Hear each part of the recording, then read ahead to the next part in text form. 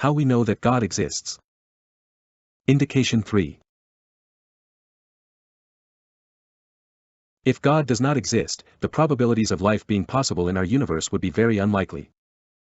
Even the existence of the universe itself would be highly unlikely, and unlikely is even rather strongly expressed.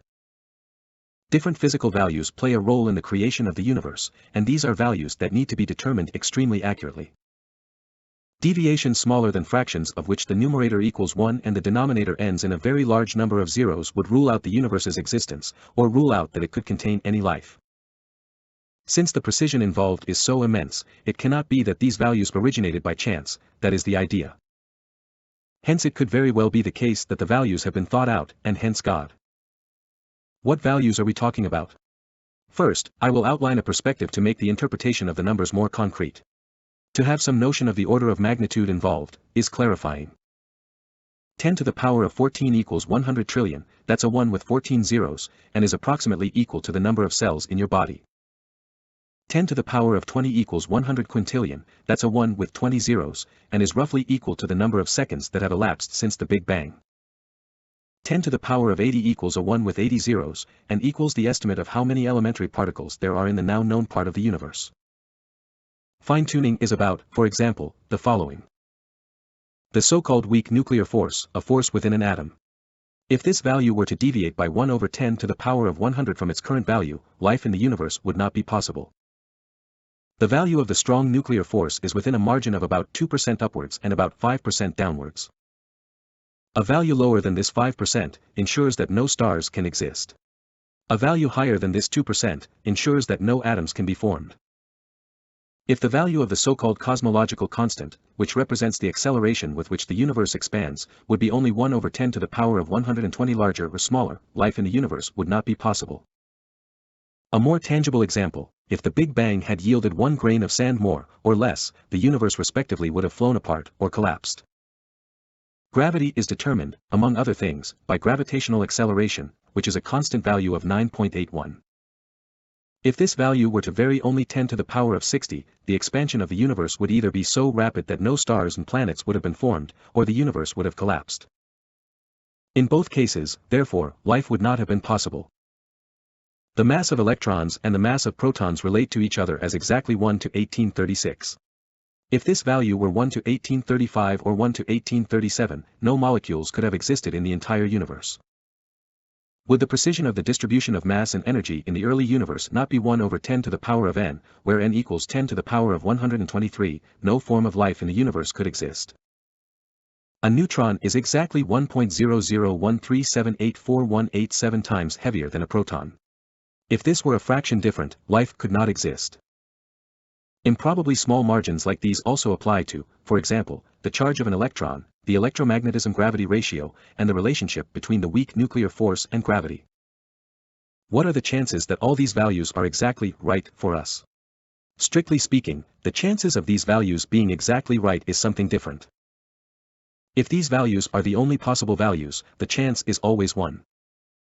Think of a die with the number 1 over 10 to the power of 120 on all sides as possible outcomes for the cosmological constant. The problem is that we can only guess whether the current observed values are the only values possible. There is no evidence whatsoever for it, and the scientific community has no idea if this is the case. So we must let go of this thought.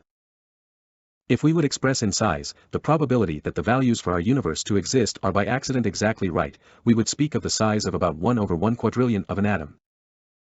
That's a 1 with 15 zeros. This is so extremely inconceivably small that if the fine-tuned universe would not be an argument for God's existence, many new atheists likely would agree that chance has nothing to do with all these values. Moreover, what makes it even less likely that each parameter is required to have the observed value, is that the probability of this decreases with each parameter. After all, the chance, c, of throwing 2 sixes in a row is c squared less than throwing a single 6. As more parameters are added, the probability becomes exponentially smaller with each parameter. Only when we know what affects those probabilities, which we do not, we can say something meaningful about this. Until then, the probability becomes exponentially smaller with each parameter. Given this, and given the fact that there are at least about 10 to 15 parameters involved, the chances that it is impossible for our universe to look any different are extremely small. Hereby considering that all values are fixed for all parameters, for example because an undiscovered physical law enforces this. But if the values are not fixed, or if only a few of them are, the chances of our universe being the way it is, are not extremely small, but rather even unimaginably small. After all, a value of 9.81, minus 1 over 10 to the power of 60 for the gravity constant alone, would create a completely different universe. The same would go for all the other values, and compared to the allowed deviation in the cosmological constant or the weak nuclear force, 1 over 10 to the power of 60 is even quite a large number. And just for good measure, regarding 10 to the power of 60. If you consider a grain of sand to be approximately 0.5 millimeters in diameter, then there are roughly 10 to the power of 19 grains of sand on Earth. To reach 10 to the power of 60, you would need to imagine a billion Earths worth of sand. 10 to the power of 60 is a number far beyond our everyday experience and even beyond astronomical scales. In short, it seems that the universe deliberately is the way it is. And hence God. Whoa, not so fast. Who says our universe is the only universe? You go throwing all those extremely large numbers around, but for all we know there may be an equally impressive number of universes. And if that is the case, then it is not at all that exceptionally that we live in a universe that allows life. On the contrary, statistically, that even becomes a necessity. Ah, the multiverse. Yes, you are right. If there indeed is an extremely large number of universes, that is.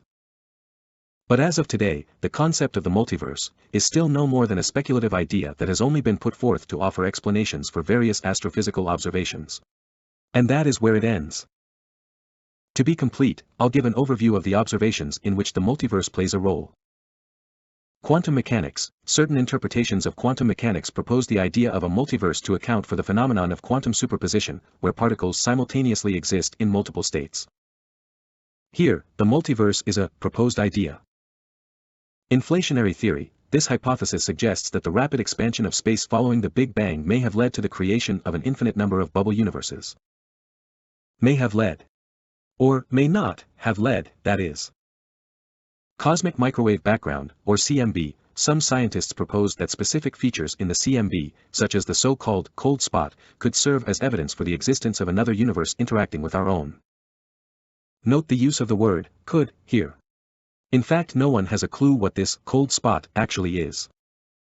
String theory. In the context of string theory, diverse universes could emerge from distinct configurations of extra dimensions. That is, could, again. Or could not. In addition, string theory in itself has not been proven at all and has some problems of its own. Scientists even question the testability of the concept of a multiverse, raising doubts about its classification within the domain of science. In short, there is no conclusive evidence supporting the existence of a multiverse. Taking the fine-tuned universe into account, there is simply much more evidence for the existence of God.